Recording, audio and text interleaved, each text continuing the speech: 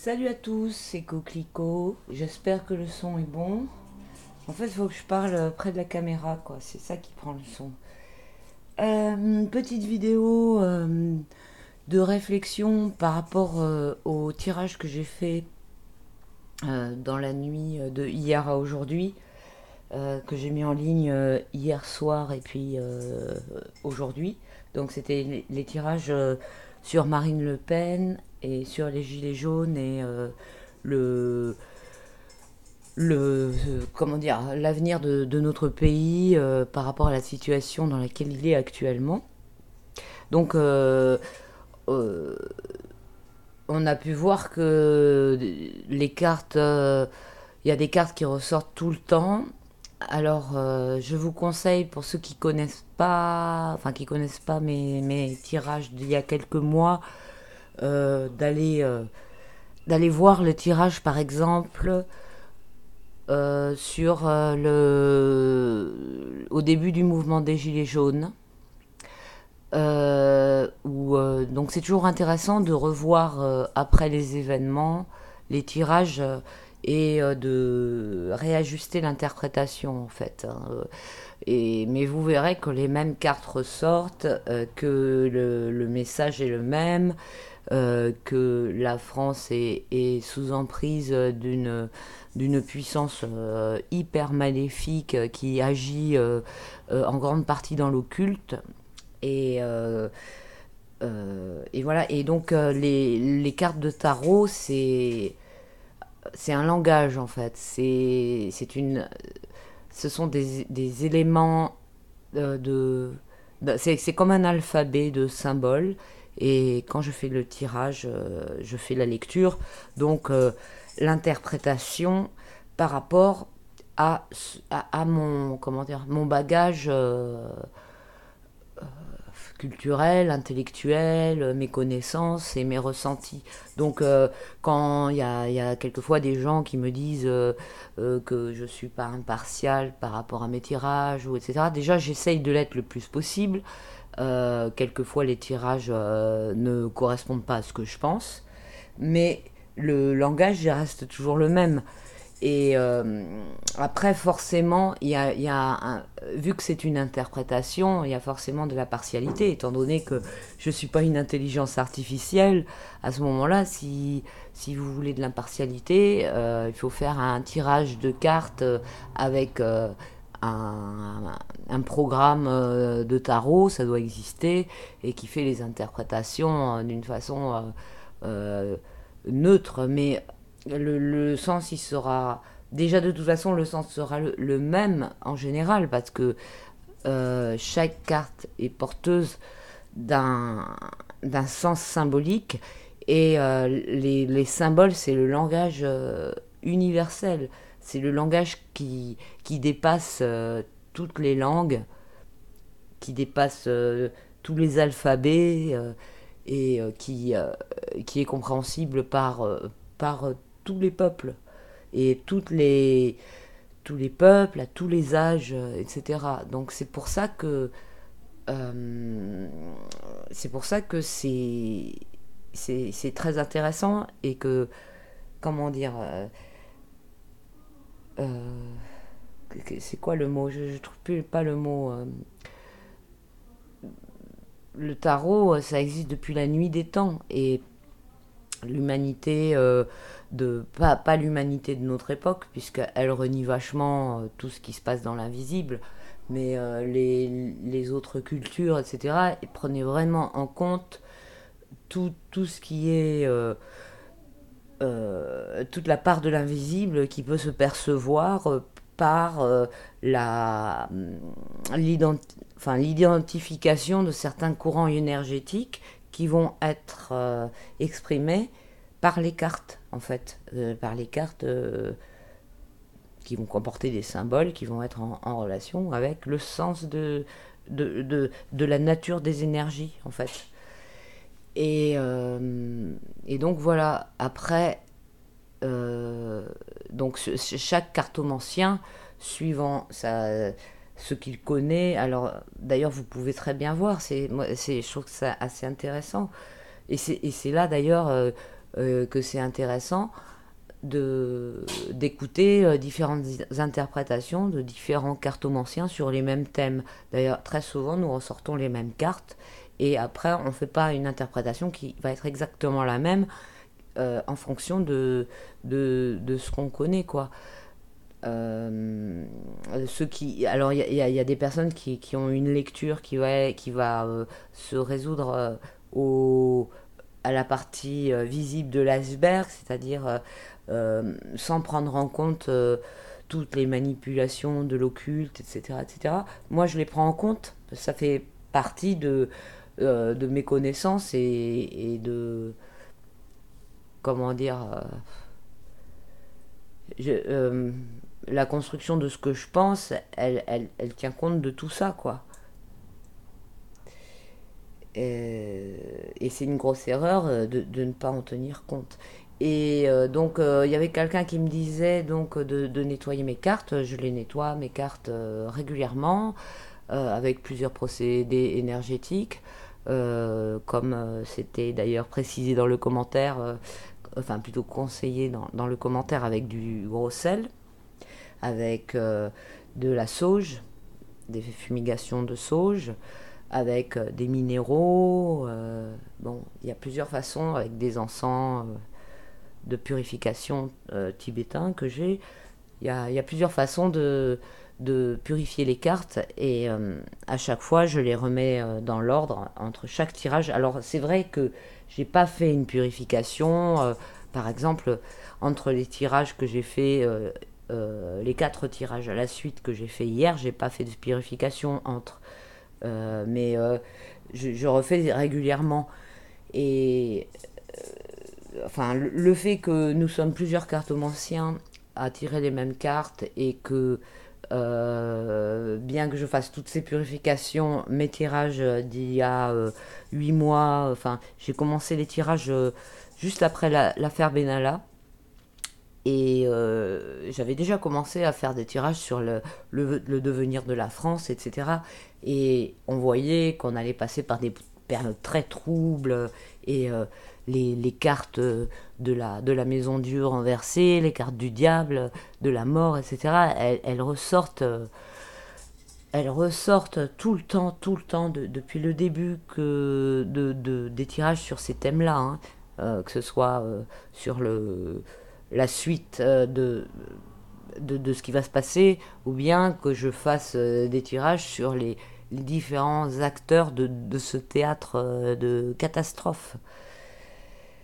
Donc voilà, je pense que l'influence négative de tout ça, elle ne vient pas des cartes, mais elle vient de cette emprise extrêmement néfaste dans laquelle nous sommes actuellement.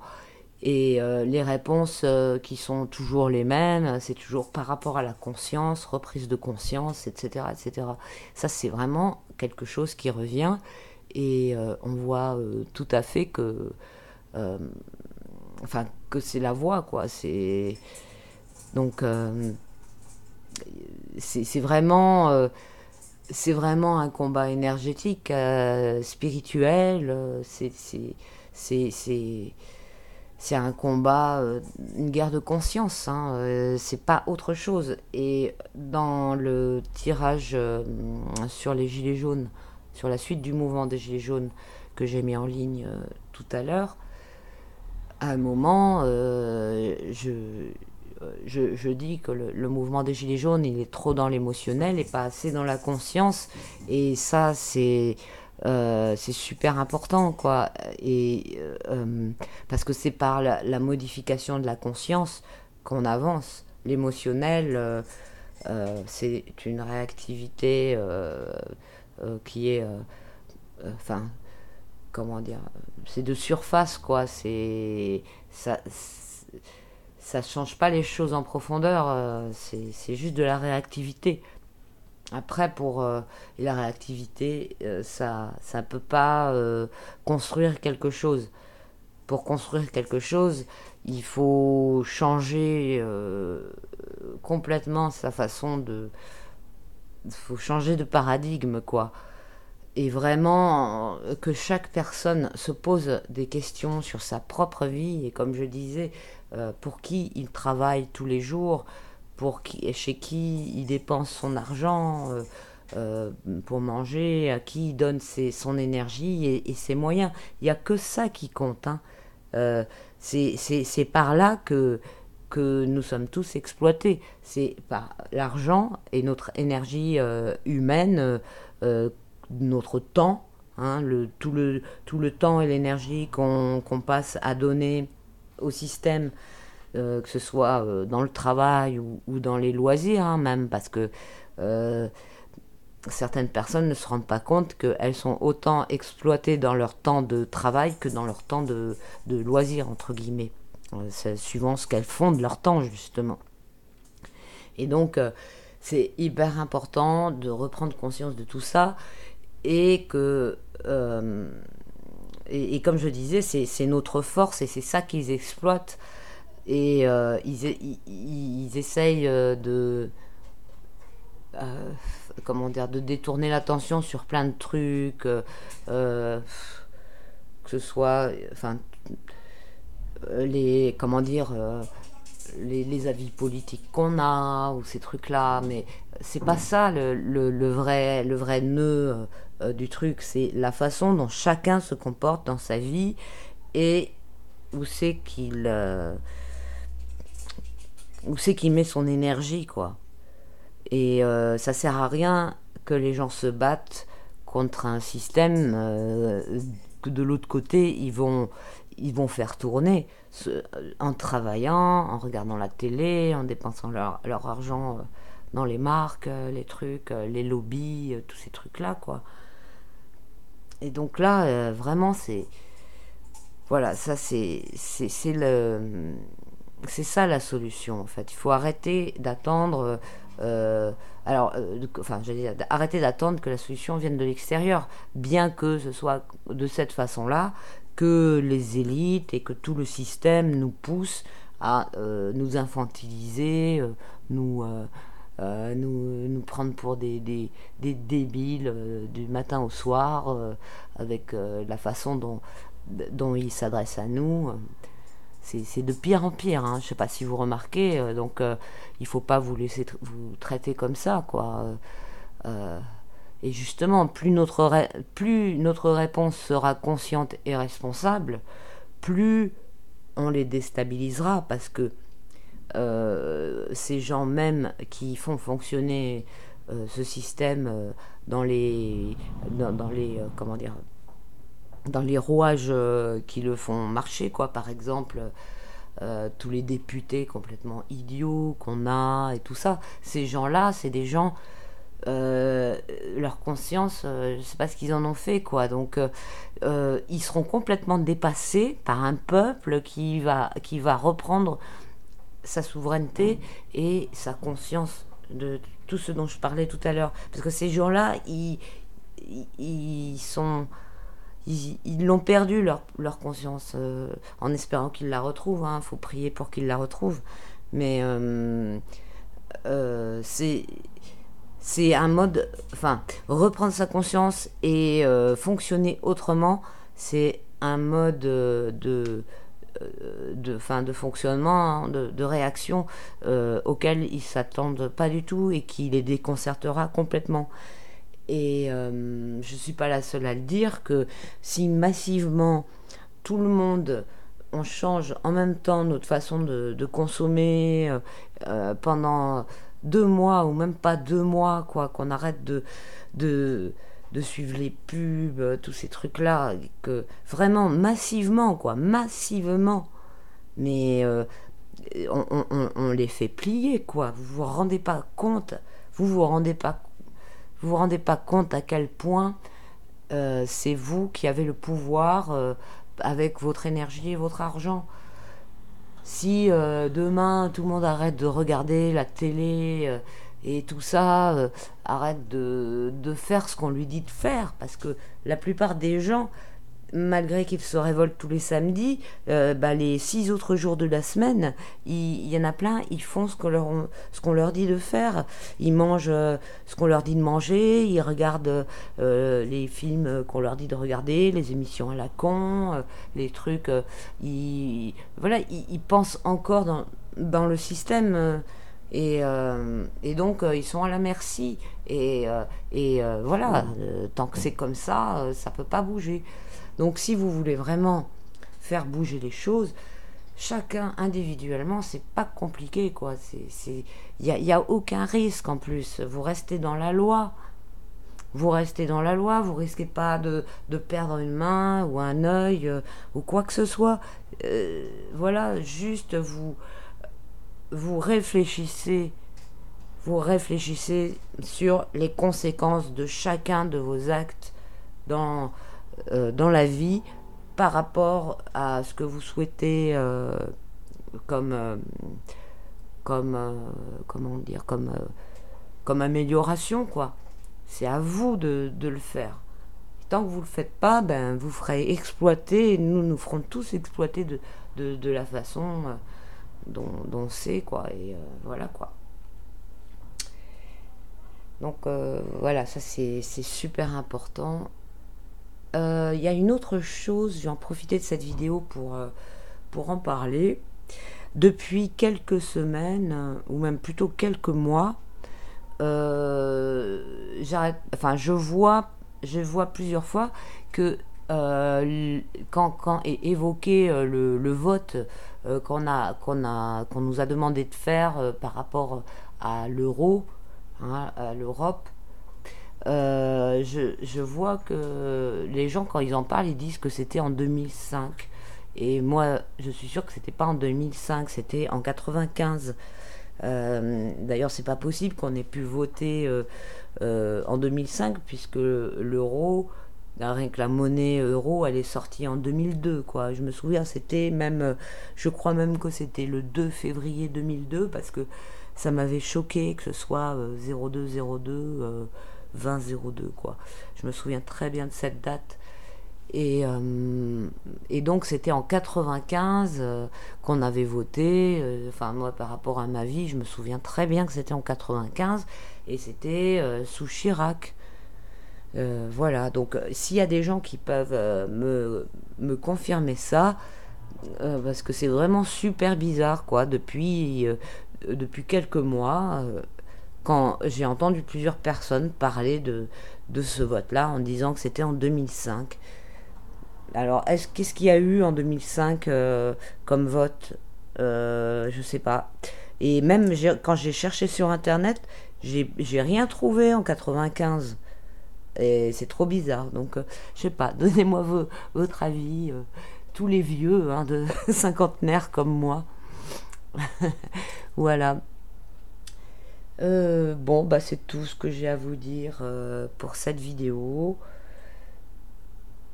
Bah, je vous dis à bientôt. Ah oui, si je voulais vous dire, abonnez-vous si la chaîne vous plaît. Alors parce que pareil, un truc super bizarre.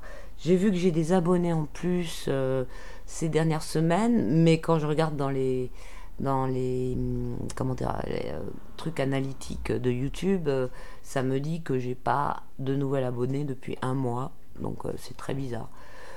Donc, je sais pas, si vous voulez vous abonner, comme ça je vais pouvoir vérifier comment ça marche. Pas comment ça marche, mais la réaction de YouTube par rapport d'éventuels abonnements en plus qui arriveraient, quoi. Là. Donc, voilà, et puis n'oubliez pas de cliquer sur la cloche parce que sinon vous ne serez pas notifié des vidéos. Ni des tirages en direct. D'ailleurs, j'en ferai un bientôt, je pense, peut-être dans le courant de la semaine prochaine. Attendez que je dise pas de bêtises. Non, pas le courant de la semaine qui vient, celle d'après. Voilà. Bon, à très bientôt les amis, et merci de votre attention, et merci de me suivre, c'est super sympa. Ah oui, puis j'ai oublié encore de dire un truc, c'est que je ne monétise toujours pas la chaîne et je compte pas le faire. Voilà, je sais plus à quel moment j'avais eu une réflexion de quelqu'un qui me disait je sais pas quoi. Voilà, ça ne me rapporte rien du tout. La chaîne YouTube et je souhaite pas du tout comment dire contraindre les gens à regarder de la pub. Ça, il en est hors de question. Voilà. Ceux qui souhaitent me soutenir, vous pouvez le faire par le biais du lien PayPal que j'ai mis dans le descriptif. Voilà. Merci beaucoup à tous et à bientôt. Salut, c'était Coquelicot.